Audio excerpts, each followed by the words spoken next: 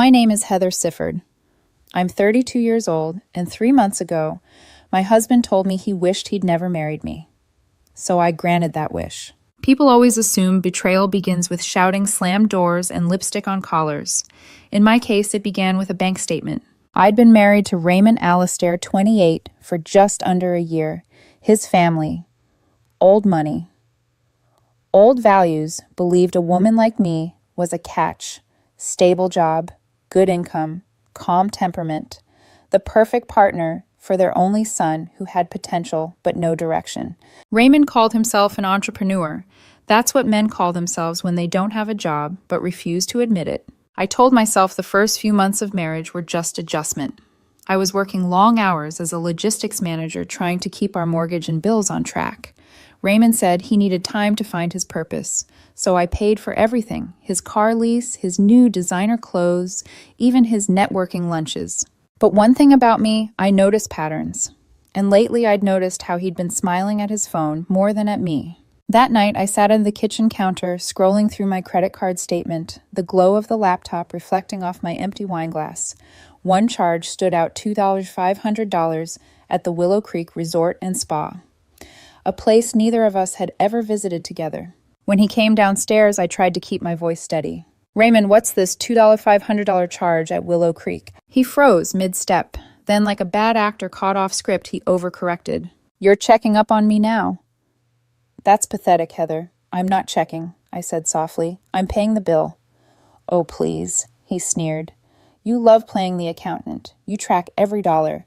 You treat me like some project. His words hit harder than I expected, but I stayed silent. He wasn't finished. You're boring, Heather. You make everything a spreadsheet. I feel like I'm suffocating in this marriage. He grabbed his phone, shoving it into his pocket, and then with a bitter laugh, he said it. I wish I'd never married you. The room went silent. The hum of the refrigerator was the only sound.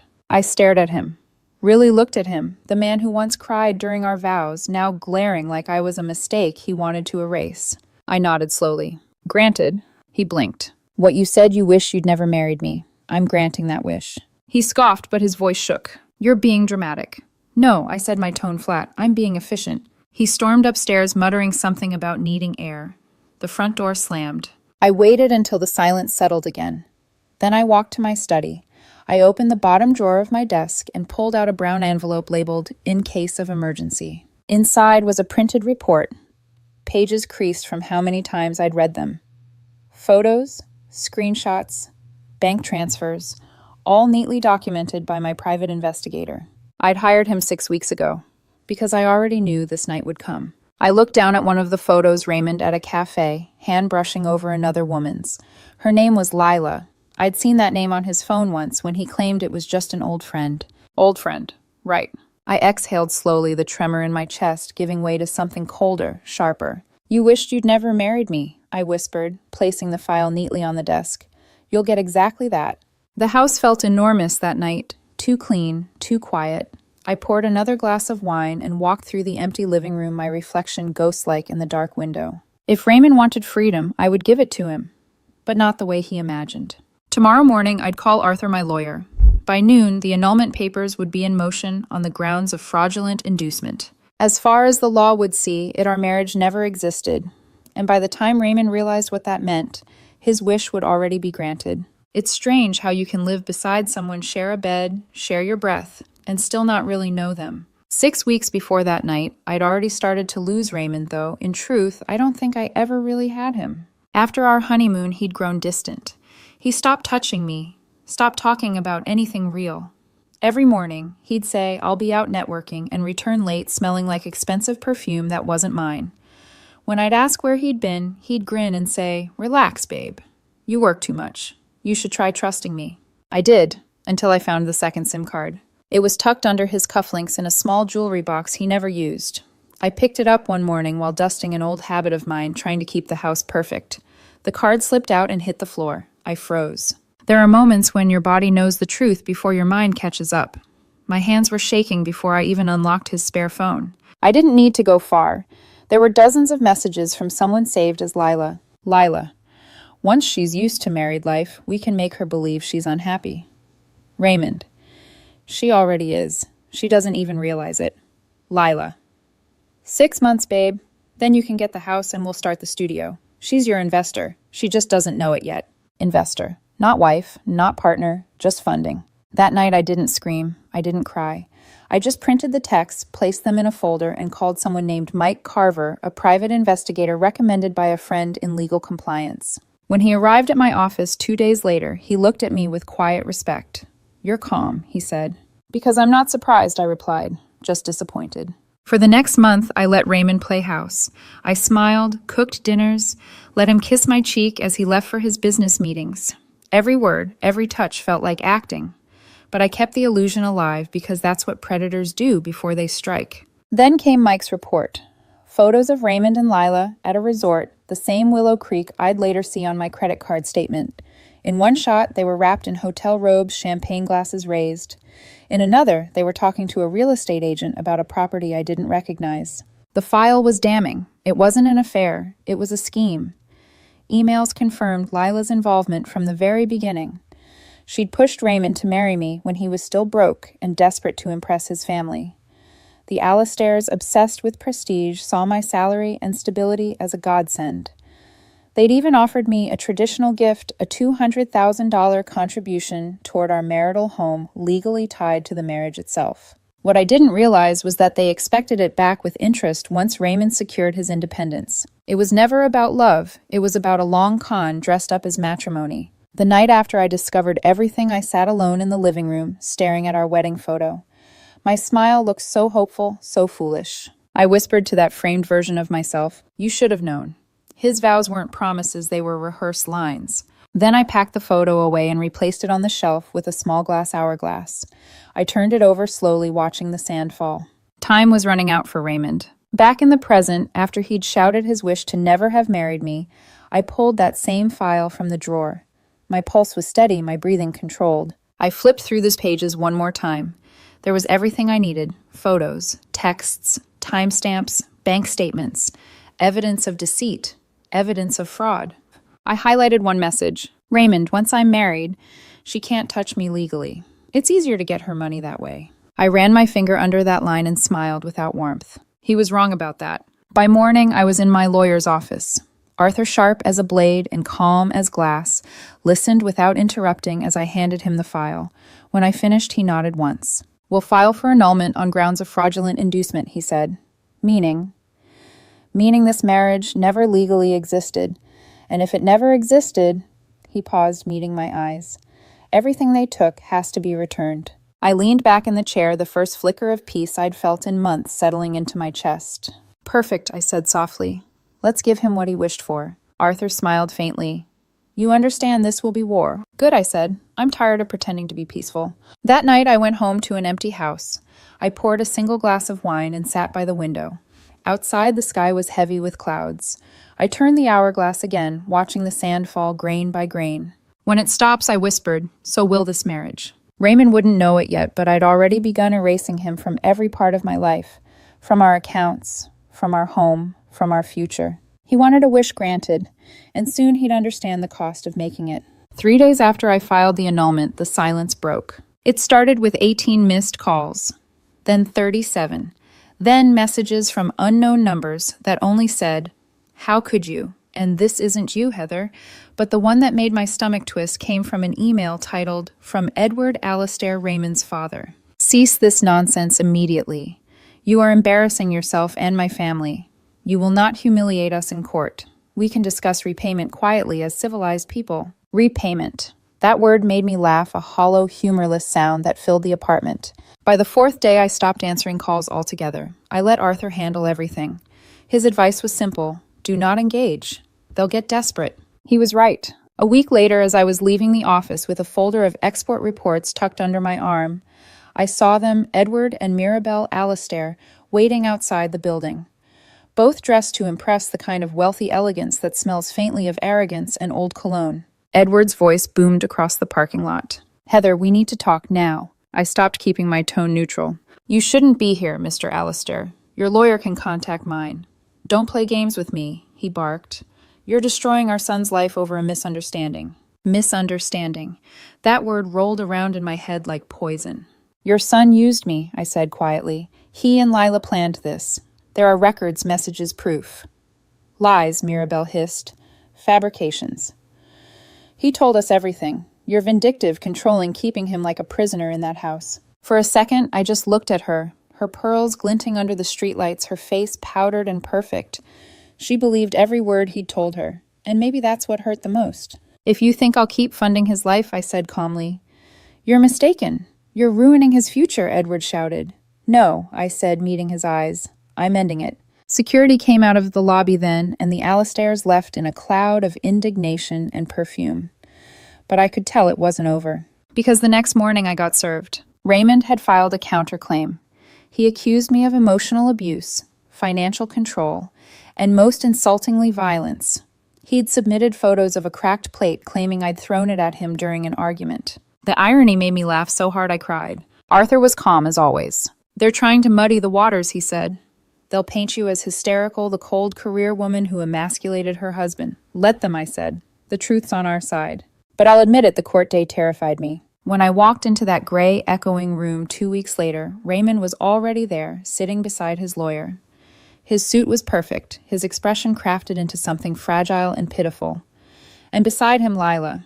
She wore beige, pretending to look small and remorseful. I took my seat next to Arthur, every step measured. My palms were cold, but my voice was steady. Raymond's lawyer began spinning a story about a man psychologically broken by his wife's control.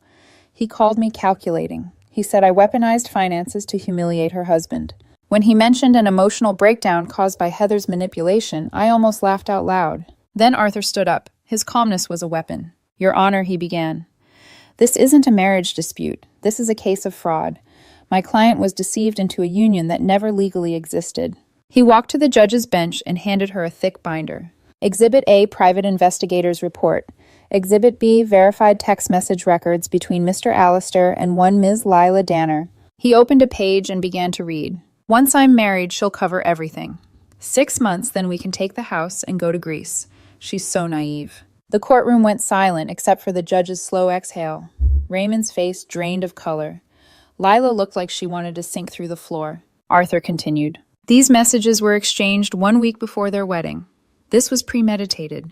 This was not love, it was entrapment. The judge, a woman in her 60s with sharp eyes and no patience for liars, lowered her glasses. Mr. Alistair, she said coldly. Do you deny sending these messages? Raymond opened his mouth, then closed it again.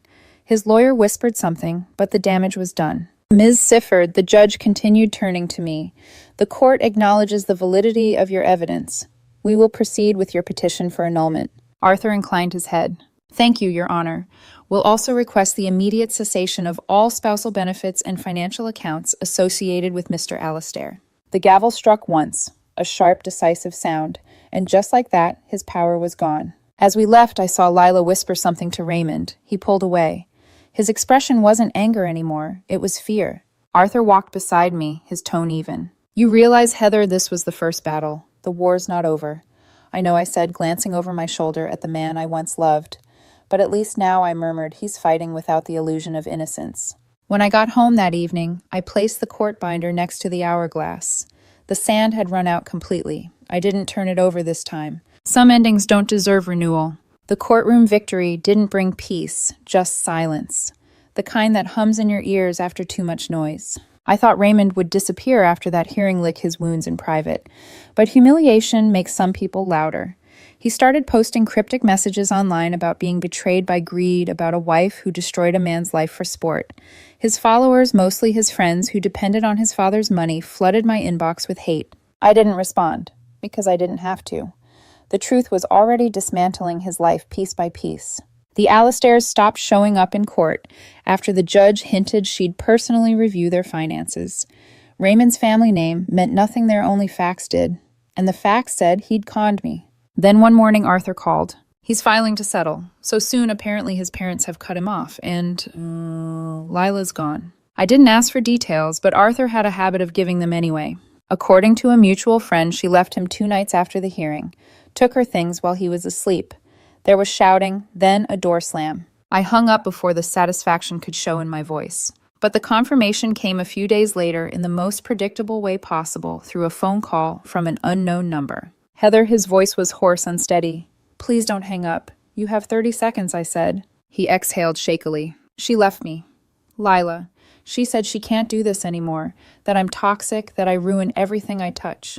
His voice cracked, and for a heartbeat, I almost heard the man I used to love. The one who made me coffee in bed and drew doodles on napkins during dinner.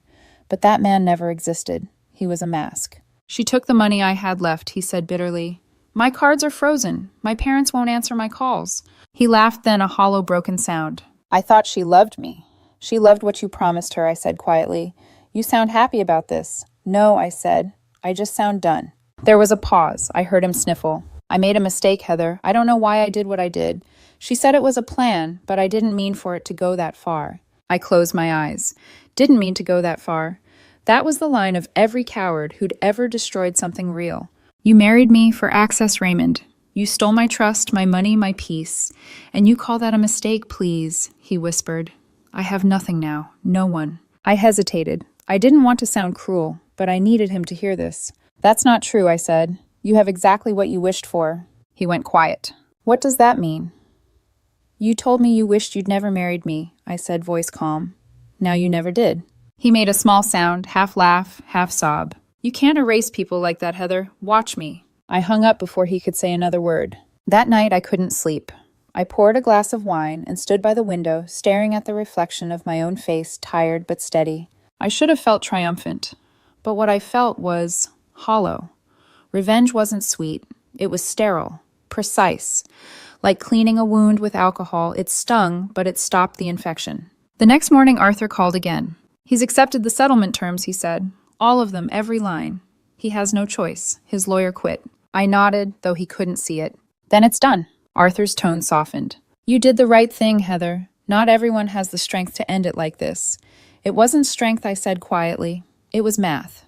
Actions have values. He came up short. After we hung up, I walked to my study. The house keys lay on the desk beside the hourglass. I picked them up one last time, turning the metal in my hand. Then I set them down, walked to the door, and left the house that had been my cage. Outside, the air smelled like rain, the kind that washed away more than dirt. I didn't look back, not even once. The courthouse smelled of old paper and finality. That morning, as I walked in with Arthur, it felt less like a victory and more like a funeral one, without flowers, without tears, without anyone left to mourn. Raymond was already seated at the far end of the table. He looked smaller than I remembered. His once perfect hair was unkempt, his shirt slightly wrinkled. Lila wasn't there. Neither were his parents. Just him, alone. Arthur placed the folder in front of me. These are the final settlement terms, he murmured. You're sure this will hold? I asked quietly. Every word of it, he said. Once it's signed, there's no going back, legally or otherwise. I glanced across the table. Raymond's lawyer pushed the same document toward him. His hands trembled slightly as he read it. Clause 1. Annulment granted on the basis of fraudulent inducement. Clause 2. Immediate sale of the marital home. Clause 3. Full return of the $200,000 family contribution to Edward and Mirabel Allister. Clause 4. Both parties waive all rights to alimony support or compensation. Clause 5. All personal gifts, accounts, and possessions revert to the original owner. It wasn't just a settlement, it was a dismantling. A reverse wedding, everything they'd taken stripped away. The judge asked if we both understood. Raymond didn't look up. His voice was quiet, almost childlike. I understand. Arthur nodded for me to sign. My hand didn't shake. When my pen touched the paper, I realized something strange. My anger wasn't there anymore. Just calm. Like a storm that had already passed. When it was over, Raymond finally looked at me. His eyes were red hollow. You win, he said softly. There was never a game, I replied. Just consequences. He looked as though he wanted to speak again, but the judge dismissed us. I turned and walked out before he could say another word. The weeks that followed felt surreal. The house sold faster than expected. An older couple, no kids, paid in full. Arthur oversaw the closing, and I signed away the last tie to that part of my life. A check for $200,000 went straight back to the Allistairs. Arthur sent me confirmation that it had been delivered. Their response was short, received. No apology, no acknowledgement, just business the way they preferred to treat everything. As for Raymond, rumor had it he'd moved back in with them. His car was repossessed, his cards maxed, his reputation bruised beyond repair. One of his friends from college reached out to me through a mutual acquaintance. He spends most days in bed, she said. He keeps saying he doesn't understand how it all fell apart. I almost replied, it didn't fall apart. It was never real. But some truths don't need to be spoken. They just need to be lived with. I moved into a small one-bedroom apartment downtown, close to my office, far from my memories. No echoing hallways, no family portraits, just sunlight through linen curtains and the quiet hum of my own breathing. The first night there, I unpacked slowly. Every sound, the rip of tape, the thud of a box felt like punctuation. When I opened one labeled office, I found the hourglass. The sand was stuck halfway frozen between past and future. I smiled faintly and left it that way. A week later, Arthur called again. Everything's finalized, he said. No appeals. It's officially over. Then that's that, I said. How do you feel? Like I walked out of a burning house, I replied. And I'm finally breathing clean air. He chuckled softly. That's the best kind of freedom. After the call, I stood by the window. Outside, a small cafe played soft music. People were laughing, sipping coffee. For the first time in months, I didn't feel watched. Didn't feel like a mark in someone's plan. I made tea curled up on the couch and let the silence fill the room, the good kind of silence. Not the one born from neglect, but from peace. Freedom doesn't feel like victory, I whispered to myself. It feels like silence. And silence, I'd learned, was its own kind of reward. 3 months later, a message appeared on my phone. No greeting, no name, just a single line. You got what you wanted. Are you happy now? For a long time, I stared at it. The number was unfamiliar, but I knew who it was. Raymond. I didn't reply. Instead, I opened my balcony door and let the early morning wind sweep through the apartment. The city was just waking the faint sound of buses, the clinking of coffee cups from the cafe below. The world had moved on. So had I. I scrolled back through the photos on my phone, not of him, but of me. The woman before the marriage, laughing with friends, traveling alone, smiling with something real in her eyes. I almost didn't recognize her. Now I finally did again. A week later, Arthur called to let me know the final paperwork had been archived. The case was closed. You're officially single, he said with a chuckle. No, I said smiling. I'm officially free. He hesitated, then added gently, You know not everyone who's wronged gets to see justice. You did more than survive this, Heather, you restored yourself. I didn't want revenge, I told him. I wanted the truth to matter. And it had. That weekend, I drove to the coast, the same beach, where we'd taken engagement photos 2 years ago. Back then, I thought that moment was the start of forever. Turns out it was the beginning of a countdown. The sky was pale gold, the air heavy with salt and memory. I walked barefoot along the waterline, my hands in my coat pockets. The ocean was endless and indifferent, exactly how I wanted to feel. In my pocket was the wedding ring. Small, smooth, meaningless now. I turned it between my fingers. It had once symbolized a promise. Now it was just metal. I crouched, letting the cold water reach my ankles and tossed it into the sea. The splash was tiny, insignificant, but it sounded like closure. That night I sat on my couch with a glass of red wine and my journal open. I hadn't written since the annulment began. The pages still held my confusion, my anger, my disbelief. Tonight I wrote something different. He said he wished he'd never married me, so I gave him exactly what he wanted. But granting wishes doesn't bring peace. It just restores balance. I paused, then continued. Some people call what I did revenge, but it wasn't. It was correction. I didn't destroy him. I just stopped letting him destroy me. I closed the journal and leaned back, letting the city lights flicker through my window. There was no triumph in this ending, no grand applause, just stillness. And maybe that's what real closure looks like, not fireworks, but quiet. The next morning, as I walked to the cafe below my building, the barista smiled. You're glowing lately, she said. New job, new love. I smiled back. Neither, I said. Just peace. And as I sat by the window, sipping coffee, watching strangers pass by, I realized something important. Granting wishes isn't about power, it's about release.